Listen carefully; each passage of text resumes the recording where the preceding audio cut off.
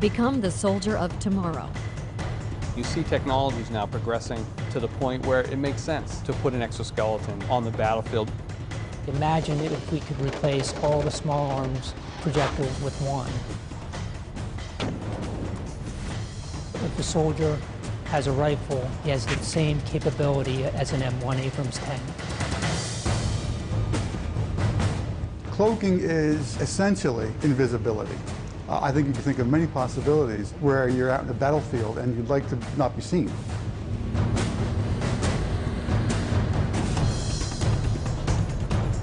Making warfighters and their gear lighter, stronger, and safer with more firepower. Ensuring America's future soldier is a decisive weapon.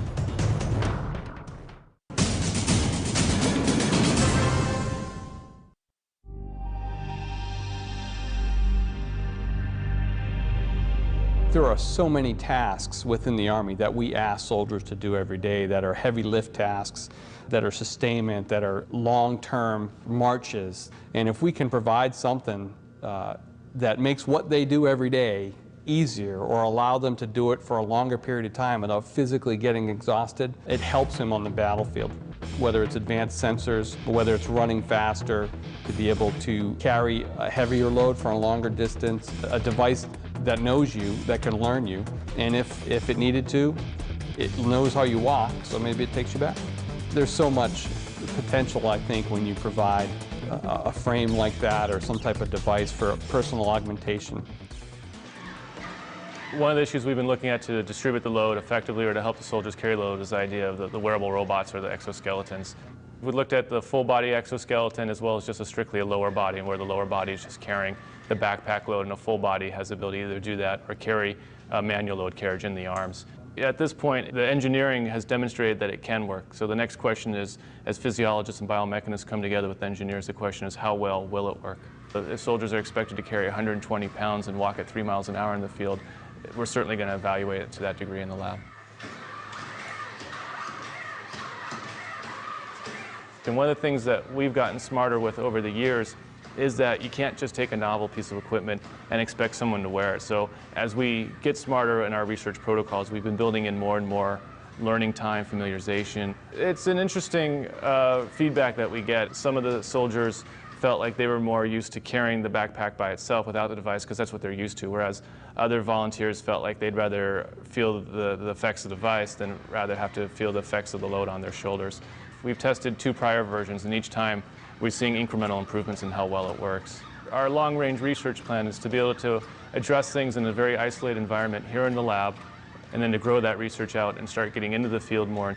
You have to enhance the soldier's strength to enable him or her to carry what they need to carry, giving him a better fit to the equipment that we have and actually designing and building equipment around his needs. The exoskeleton is an option that we have. It can provide considerable strength to carry things. One of the disadvantages is cost. And the question is the maintenance. The question is who would be wearing the exoskeleton, on what missions.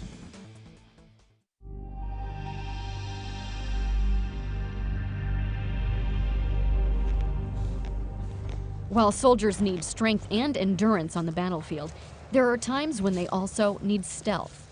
Camouflaged uniforms can help soldiers move undetected when the mission calls for it. In the future, a revolutionary new technology might even make the soldier invisible. If I were to make myself invisible to you, what I would do is I'd get a cloak. And the cloak would consist of a cylinder that I would put around me. What would happen is the light coming from the wall back there would hit the back of the cloak, come around, and then go right to you. So you would see basically right through me. With metamaterials and the new kinds of materials that we are developing, we are able to control light as never before. It's like a whole new ball game. You start with some sort of given material like silicon, let's say, or something like that, and then you embed it.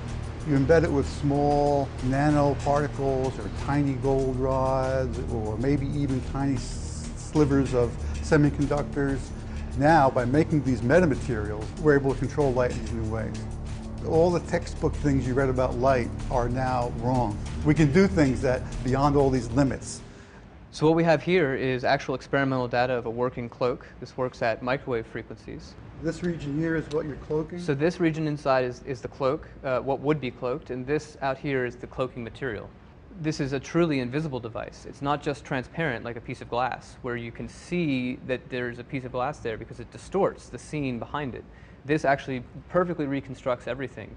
The Duke Group did a very important experiment when they verified these ideas using microwaves, long waves. It proved that the concept of cloaking, the concept of metamaterials, the transformation that was used to make the light go around, it proved all those things were correct. But its limitation is that it was at one specific wavelength and not a visible wavelength. So there's 1,000 challenges in bringing that up to the visible. One of the most advanced concepts is the conformal cloak. And that's like a blanket. That's something that you could put around any object. Now the thing about a tank is it doesn't change shape too much. Turret moves and so forth, but there you know the shape, and then you could design a conformal cloak that fits right on the metal and render it invisible. Anything that fits around a person or an object, so a shirt, it could be the uniform, or it could be a blanket they put around themselves. I think the applications are widespread. It's just that we're not ready to build things like that yet. They're just years off. It's going to be a while before soldiers have cloaking devices, but that's the ultimate goal.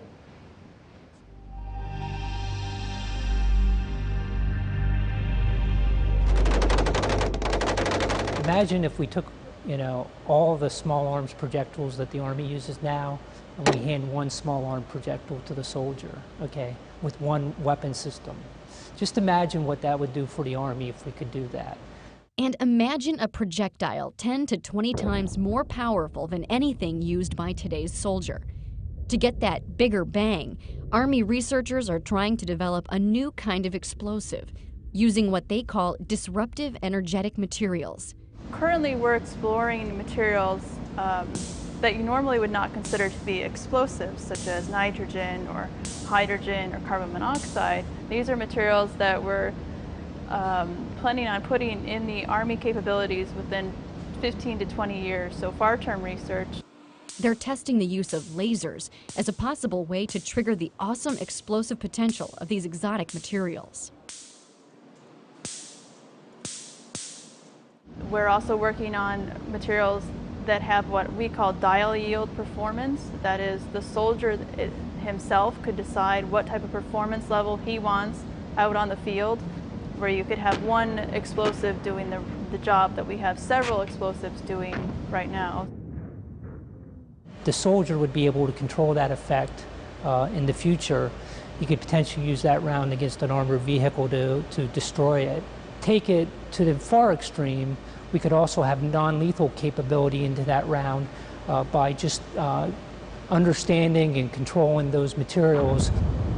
This is a whole new class of materials that if we do it correctly, it's a game changer. So one of our other challenges is being able to hit the target every time. That's our future vision. Every time the soldier pulls the trigger, he hits the target. So our focus is developing the technologies that will allow those precision-guided munitions to be produced at a very affordable cost.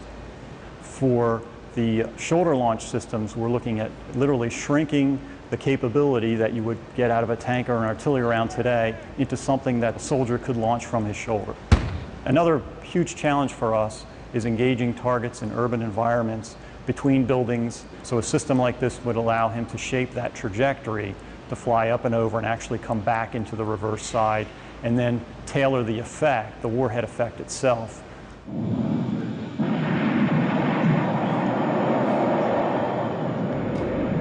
Full spectrum capability in the hands of the individual soldier. Tank-like lethality. So one round that would replace many, many rounds is where we see the future of lethality going. How can we utilize brain signals to actually directly control our interactions with a computing system?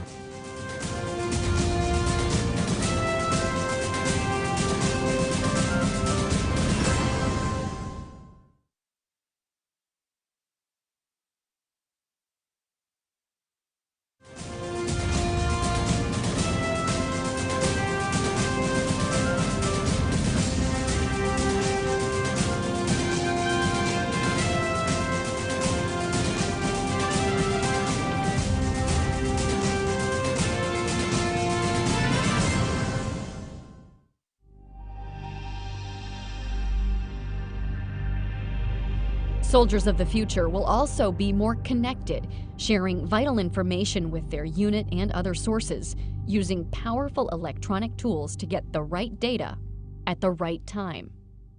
You have to limit the information to what the soldier needs to function. Situational awareness will be coming to him from sensors.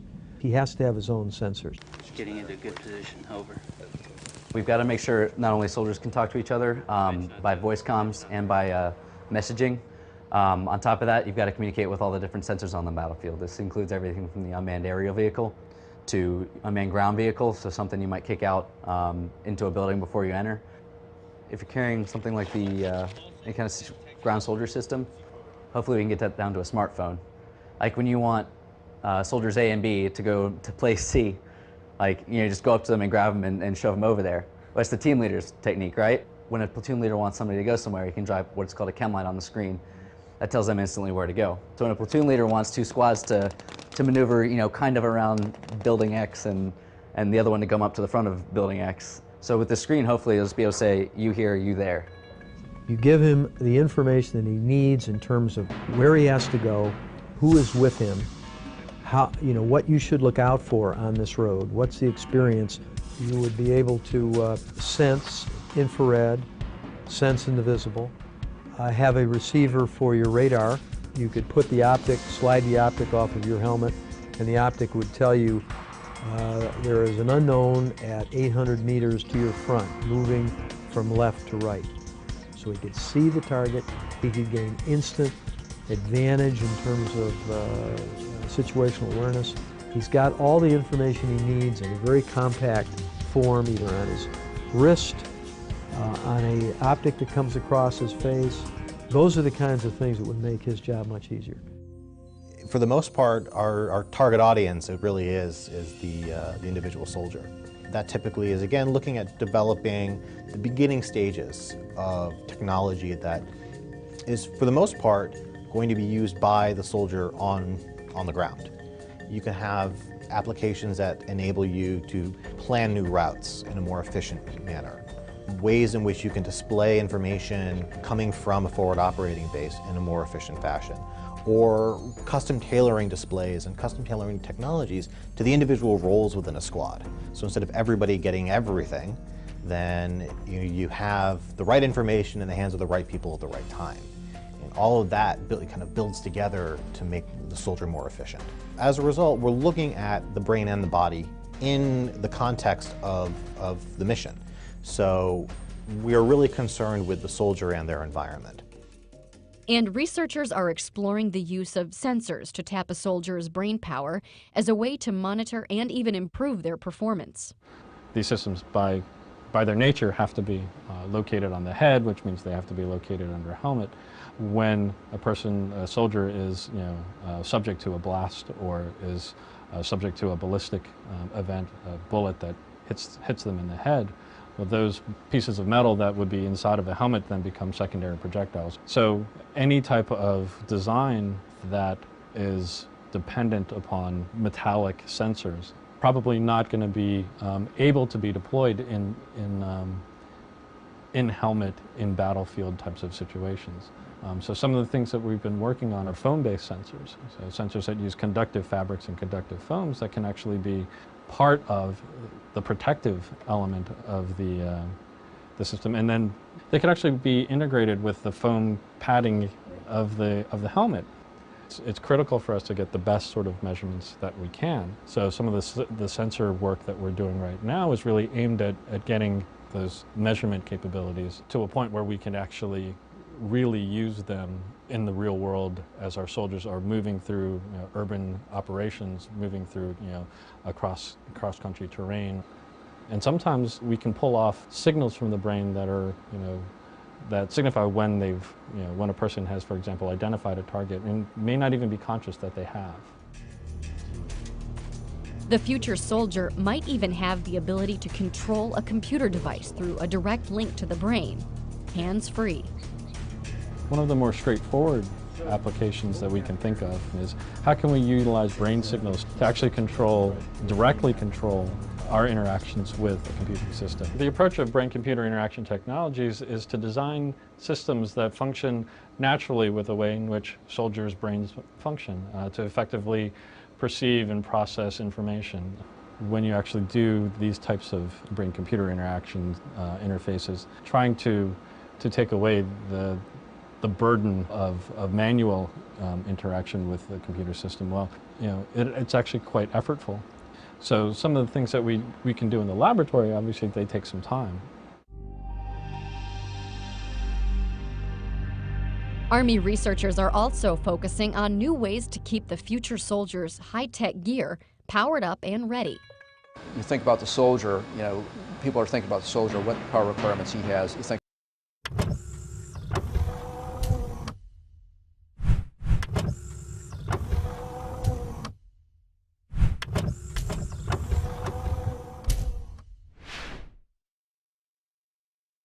about there's computing, there's communications, there's displays, and I think all those arenas there's potential for reduced energy demand.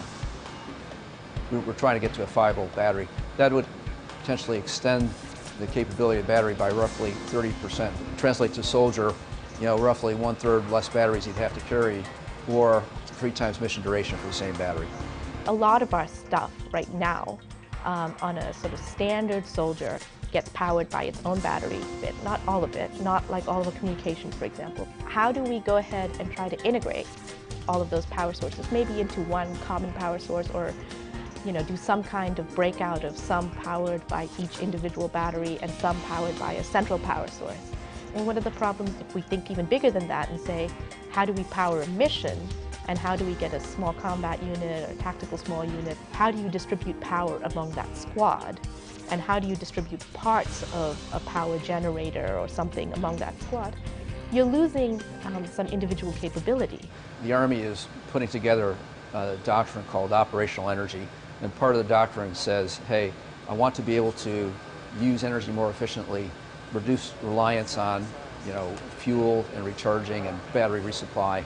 So I want to be able to produce and use energy locally wherever possible.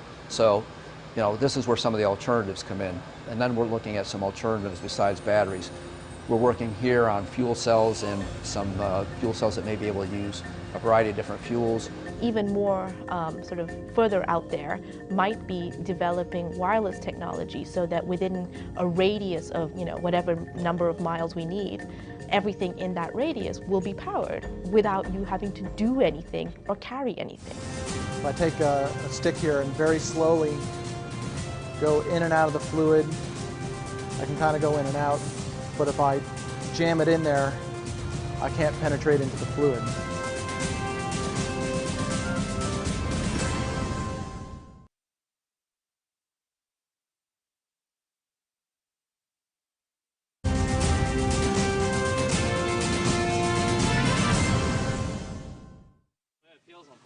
One of the things we realize is that the soldier is not a person who can carry any weight you want to put on his back. A person has limits in terms of his endurance. Our job is to really increase the capabilities for the soldier, but reduce the weight at the same time.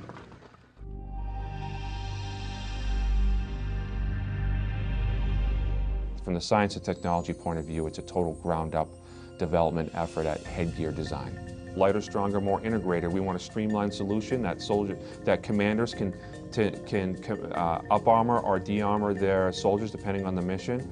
Lightweight materials that are not going to induce near or short-term injuries to the neck and back.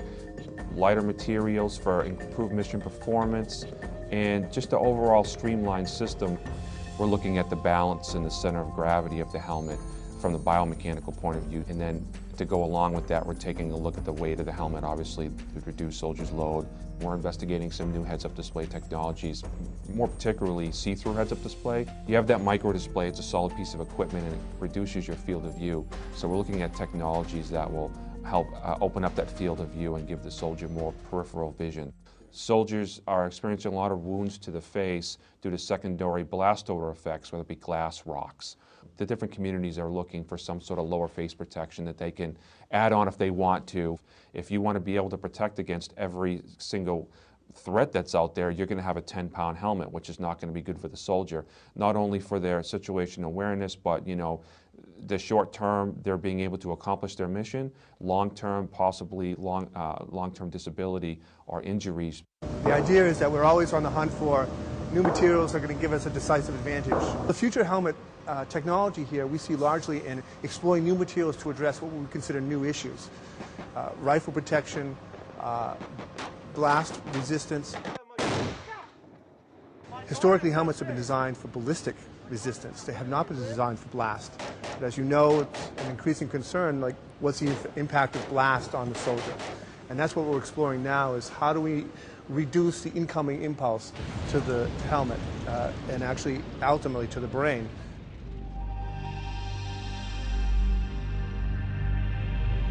What we find is the enemy picks the areas where we're most weak. And one of the areas that we're weak is the protection of an individual soldier. We have armor that we put on our soldiers right now that are rigid and stiff, not very comfortable for them to wear. We'd rather have all flexible, conformable armor. There's always a desire to engineer conformal, flexible, comfortable armor. And any additional tools we can come up with to help in that pursuit is going to be beneficial. A shear thickening fluid means you have very small particles dispersed in a liquid. So these are very small, very hard, smooth, spherical particles. And what's really interesting about this is this, by volume, is over 50% solids. So over 50% of this is solid glass. If I take a stick here and very slowly go in and out of the fluid, I can kind of go in and out. But if I jam it in there, I can't penetrate into the fluid. We saw this material, saw this as an opportunity to perhaps exploit it for military application.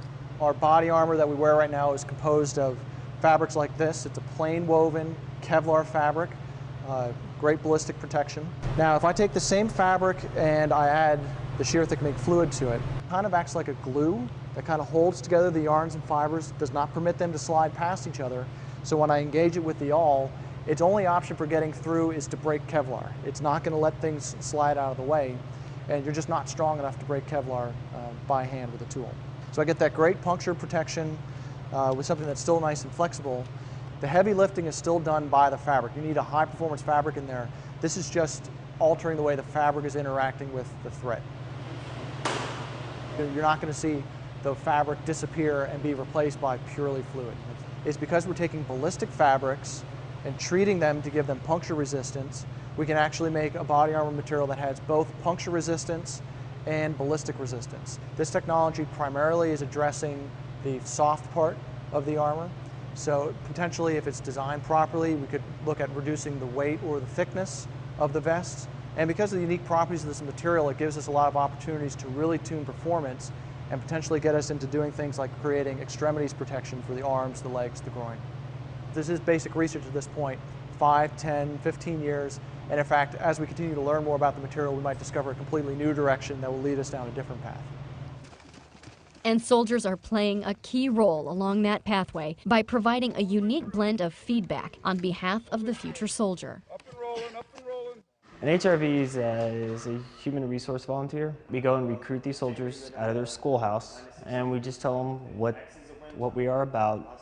Tell them that they can come here and just be volunteers for certain programs that we have.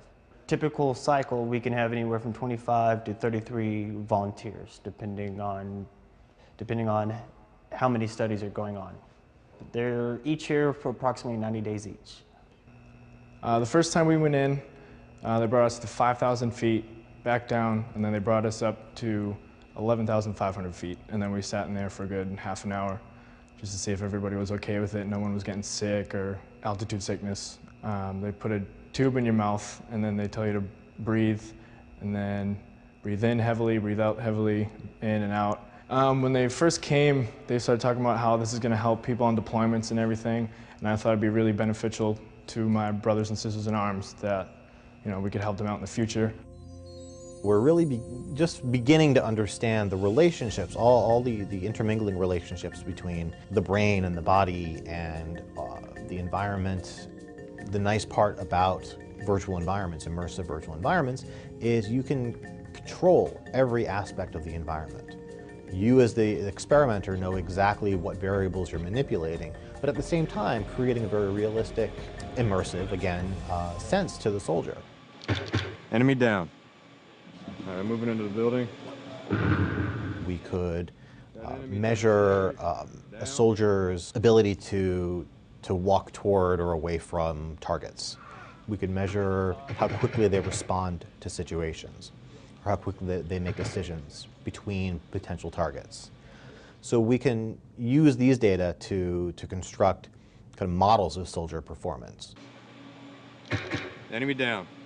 So a piece of technology can have a load associated with it if it distracts you, if it requires your attention periodically. The goal, of course, is to have it complement the soldier in a natural way.